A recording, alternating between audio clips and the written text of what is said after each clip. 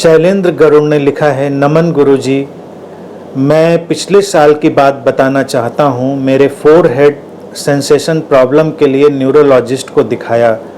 बाद में मुझे साइकेट्रिस्ट को रेफ़र किया गया, लेकिन साइकेट्रिस्ट की मेडिसिन से मैं खुद को जिंदा लाश की तरह महसूस करने लगा। हमेशा नींद में था। 2 महीने बाद तंग आकर मैंने ट्रीटमेंट बंद कर दी।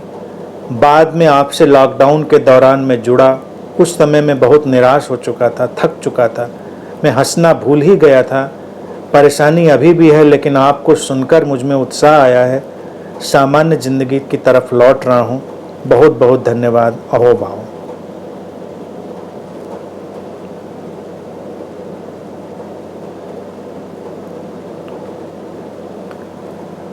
शैलेंद्र जी, ये बहुत प्रसन्नता का विषय है कि सामान्य जिंदगी वापस आ रही है, दवाओं की निर्भरता जा रही है, और इस शरीर मन के माध्यम से जो तुम तक पहुंच रहा है उसको सुनते हुए तुम्हारे अंदर सकारात्मक बदलाव घट रहे हैं।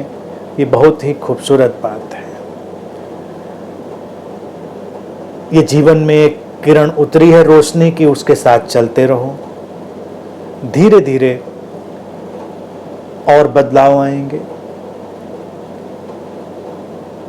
कई बार चीज़ों को सामान्य ढंग से वास्तविक रूप में समझ लेना ही हमको मुक्त करता है, सामान्य बनाता है। जब ये तमाम मिस्टिकल बातों पर, रहस्यमयी बातों में जिनमें लोग जीना चाहते हैं, आत्मा, परमात्मा, ये एंटिटीज और ये एस्ट्रल और वगैरह वगैरह, जब मैं इनको रिजेक्ट करके तुम्हारे सामने उनका वास्तविक रूप रखता हूँ तो कई लोग विचलित होते हैं। उनको लगता है नहीं नहीं ऐसे कैसे, और पहले इतने लोग कहे आए हैं, इतना किताबों में लिखा है और इतने बड़े बड़े स्वनाम धन्य गुरुओं ने कहा है, तो आप एकदम रिजेक्ट कर देते हैं चीज़ों को।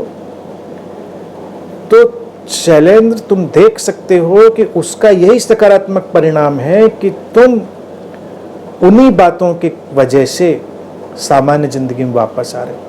फोरहेड पे सेंसेशन हो, कहीं कोई सेंसेशन हो, तो लोग तो बस कुछ न कुछ ऊर्जा का विस्फोट कराने में, कुंडलनी जगाने में जुट जाते हैं। उसका अंतिम परिणाम विक्षिप्तता में ही हो जाता है। इसीलिए कई बार कुंडलनी साधना में अगर तुम उनकी किताबें पढ़ोगे तो बहुत चालाकी से, बहुत क्लेवरली उसमें एक बात उन्होंने लिख दी होती है कि ये बहुत खतरनाक साधना है। अगर इसको ठीक से नहीं किया गया, ठीक मार्गदर्शन में नहीं किया गया, ठीक गुरु नहीं मिला, तो कुंडलनी साधना तुमको विक्षिप्त बना सकती है। तो साधक डर जाता है, उसको लगता है अरे बाप रे, ये तो बड़ी खतरनाक साधना है, हम तो विक्षिप्त हो जाएंगे, क्योंकि इतना फोर्स है, इतना पावर है, बिल्कुल डायनामाइट अंदर चल जाएगी। और जो गुरु होगा वो उसको बिल्कुल कंट्रोल्ड वे में डायनामाइट को एक्सप्लोड कराएगा, तो हम बच जाएंगे। सुनने में तर्क उनका बिल्कुल ठीक लगता है, लेकिन पेच ये है कि अगर आप वैसी काल्पनिक फैंटेसी वाली बातों को अपने अंदर डालकर आगे चलेंगे तो विक्षिप्त होने के चांसेस तो पूरे के पूरे हैं। बच गए। अगर आप समझदार हुए तो आप कहेंगे कि ठीक है, मैं बिना विक्षिप्त हुए निकल आया उस जाल से, और उस झमेले में फंस गए। ये सेंसेशन, वो सेंसेशन, ये क्वाइल, वो क्वाइल, ये रोशनी, वो चक्र, वो मंत्र और ये विस्फोट, और ये तमाम झमेले में चलते चलते तुम विक्षिप्त होने की तरफ बढ़ जाओगे। तो तुम्हारे ऊपर ही पहले ही तुमको उसमें टर्म्स एंड कंडीशंस होती हैं, पहले ही लिख दी गई थी। देखो, पहले ही कहा गया था कि विक्षिप्त हो सकते हो। केवल किताब पढ़ के साधना की विक्षिप्त हो गए तो एक बात, गुरु के मार्गदर्शन में साधना की और विक्षिप्त हो गए तो उसका अर्थ है कि गुरु की बात पूरी नहीं मानी होगी तुमने। अब पूरी बात मानना तो एक बड़ा ऐसा अजीब सा वक्तव्य है कि क्या पूरा होता है, तुम जान ही नहीं पाओगे कभी। तो इसीलिए ऐसी साधनाओं में ये मेंशन जरूर रहता है, विक्षिप्तता आ सकती है, लेकिन विक्षिप्तता साधना की वजह से नहीं आती है। विक्षिप्तता आती है उस अपरूटेड गैर जमीनी एक्टिविटी से, क्रिया से, जीवन की अलग व्यवस्था में जाने के प्रयास में, जो कि अवास्तविक है। बात थोड़ी इधर की उधर हो जाए, व्यक्ति विक्षिप्त हो जाता है, लेकिन लोग रस लेते हैं। जैसे कि किसी का कोई प्रियजन मर जाए तो मैं इतनी बार इस बात को रिपीट करता हूँ कि भाई सब खत्म हो जाता है, सब फिनिश्ड हो जाता है, कुछ नहीं बचता। लोग विचलित होते हैं। हिंदुओं का कहना है कि आत्मा गई और आई और ये सब हुआ, वो उनके सारे जो हैं अपने चक्र, तमाम बुद्धिस्ट दर्शन में भी वो मान्यता है। दलाई लामा वगैरह देखिए उसी परंपरा को लेकर चलते हैं। अब उनकी अपनी फैंटेसी है दलाई लामा की। मुस्लिमों में कि चलो पुनर्जन्म तो नहीं होगा, लेकिन वो जो रूह है पता नहीं कहाँ किस स्फीयर में इंतजार में रहेगी, कयामत पे उनका फैसला होगा। नहीं, कहीं रूह होगी, फैसला होगा उसका, ये वो भी मान के चल रहे हैं। दोनों बातें एब्सर्ड हैं, दोनों बातों का कोई मतलब नहीं। बात इतनी ही सही है कि जब मृत्यु घटती है तत्व तत्वों में विलीन हो जाते हैं, बाकी जो भी सूक्ष्म ऊर्जाएं हैं वो इस विराट चेतना में लय हो जाती हैं और एक नई यात्रा, एक नया जीवन प्रारंभ होता है। कुछ नहीं बचता। लेकिन धक्का लगता है किसी को, अरे मेरा इतना लव्ड वन मर गया तो क्या कुछ भी नहीं बचा? तो हमें बड़ी लालसा लगती है कि उसकी आत्मा से संपर्क हो जाए, बात हो जाए। तो ऐसे में मीडियम्स आ जाएंगे, वो तुम्हें बात कराएंगे, चैनलाइजेशन कराएंगे, और कई किस्से कहानी सुनाने वाले लोग आ जाएंगे कि नहीं नहीं वो आत्मा दिखी थी मुझको, कल मेरी टेरेस में खड़ी थी, तो कल मेरे किचन में आई थी, तो पानी पी गई, तो वो वहाँ थे, तो वहाँ थे। तो वो उनको खाना खिलाने से लेके लड्डू, पेड़ा, मिठाई और चावल, आटा सब खिलाने का आयोजन चलेगा, क्योंकि वो कोई खाने आएगा। तो खाने तो कोई आता नहीं। अब शुरू में तो ये बात अच्छी लगती है, मैं भी इसको देखिए कभी कभी सपोर्ट ऐसे कर देता रहा हूँ, क्योंकि कभी मुझे लगता है चलो सांत्वना के लिए है। अब किसी का कोई लव्ड बन गया, एकदम से आप ये बात कह दें तो वो धक्का लगता है उसको, तो कह देते नहीं नहीं कोई बात नहीं, वो जहाँ भी हैं अच्छे हैं। तो ये देखिए कॉमन जुमला है, जहाँ भी होंगे अच्छे होंगे। हम आत्मा की शांति की प्रार्थना इसीलिए तो करते हैं कि जो आत्मा कहीं गई होगी उसको शांति मिलेगी। कहाँ शांति मिलेगी? शांति जो है वो यहीं है और कहीं कोई शांति नहीं है। लेकिन ये सांत्वना, तो सांत्वना के तल तक तो ठीक है, सांत्वना के बाद जब व्यक्ति उसको पकड़ लेता है तो सारी विक्षिप्तता का प्रारंभ हो जाता है।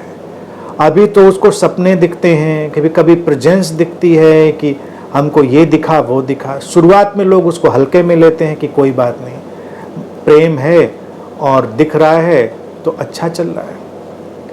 लेकिन थोड़े ही दिनों में अगर वो चीज़ डिरेल्ड होती है, वो थोड़ी पटरी से उतरती है, तो उसको और बहुत कुछ दिखने लगता है। तमाम एंटिटीज आ रही हैं, तमाम लोग उससे बात करने लग रहे हैं, वो एक अजीब से हेलुसिनेटरी डायमेंशन में चला जाता है।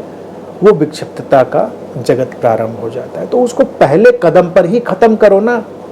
अगर पहले कदम पर ही उसको नहीं हटाया तो आगे वो बीज कहाँ तक चला जाएगा? गुरु लोग भी हवा देते हैं इसको। अगर मैं तुमसे कहूँ कि मैं सूक्ष्म में आकर तुम्हारा मार्गदर्शन करूँगा, अब सूक्ष्म का पहले तो एक्सप्लेनेशन होना चाहिए कि सूक्ष्म का मतलब क्या। ये जो इस समय मुझे सुन रहे हो ये भी सूक्ष्म में ही सुन रहे हो, क्योंकि मैं सामने तो बैठ के नहीं बोल रहा हूँ, बैठा तो मैं अपने कमरे में हूँ। लेकिन तुम जो सुन रहे हो ये डिजिटली सूक्ष्म है, शटल है, लेकिन एक तरीका है। लेकिन यहाँ फिर भी तो कम से कम एक डायरेक्ट रियल टाइम में जो कम्युनिकेशन है वो हो रहा है। लेकिन सूक्ष्म में ये है कि तुम बैठे थे अपने कमरे में, अपने वरांडे में, बालकनी पे और अपनी छत पे, और अचानक एक प्रकाश का पुंज आकर उतरे तुम्हारे सामने अनंत श्री के रूप में और तुमको कुछ मार्गदर्शन दे और विदा हो जाए। मार्गदर्शन मिला। एक आध बार चलो तुम्हारी बड़ी कल्पना हो तो तुम्हें कुछ ऐसा लग जाए, लेकिन इसको ज्यादा लंबा खींच लिया। देखिए कभी कभी कुछ खेलने में परेशानी नहीं है, प्रॉब्लम तब है कि एक आध खेल खेल लो तो कोई बात नहीं। खेल को फिर जब लंबा खींच देता है आदमी तो विक्षिप्त होने के सिवा कोई चारा नहीं बचता। फिर उसको अनंत श्री आ रहे हैं, अनंत श्री कॉल कर रहे हैं। एक आध ऐसे लोग मेरे बहुत अच्छे प्रिय लोगों में से हैं, उनके साथ दुर्घटना घट गई। उनको अचानक लगता है कि अनंत श्री ने कॉल कर दिया कि वो आने वाले हैं, उन्होंने फ़ोन कर दिया वो आने वाले हैं, लेकिन मैंने तो नहीं किया, मैं तो नहीं जाने वाला। उनको बिल्कुल पक्का लग रहा है कि आने वाले हैं, वो बोल चुके हैं।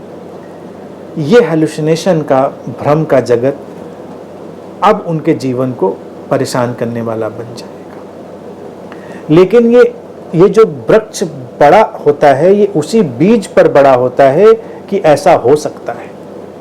और मैं तुमसे कहता हूं ऐसा नहीं होता, बात खत्म हो गई। तो इसीलिए ये सब सीधी सपाट बातें सुनकर तुम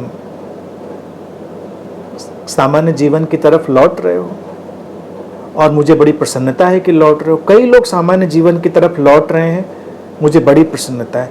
पता नहीं, कभी कभी मुझे फनी सा भी लगता है, कहीं मेरे ऊपर रिहेबिलिटेशन का टैग ना लग जाए कि पता नहीं कितने लोगों का रिहेबिलिटेशन करवा रहे हैं। कई इनलाइटेंड लोगों को फिर से अनइनलाइटेंड बना के उनका रिहेबिलिटेशन करवा देते हैं। वो आए थे बिल्कुल सिर पर कमल का फूल खिलाए हुए, और फिर उनको सामान्य बनना पड़ा।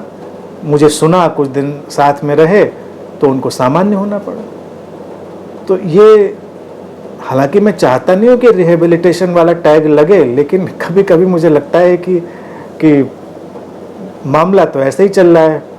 तो एनीवे, तुमको अच्छा लगा, तुम सामान्य हो रहे हो, ये खुशी की बात है। बाकी फैंटेसी में मत जाओ। ये ट्रांसफॉर्मेशन, ये रूपांतरण बिल्कुल अलग बात है। अब जो घटेगा तुम्हारे साथ और जो घट रहा है, वही असली रूपांतरण होगा।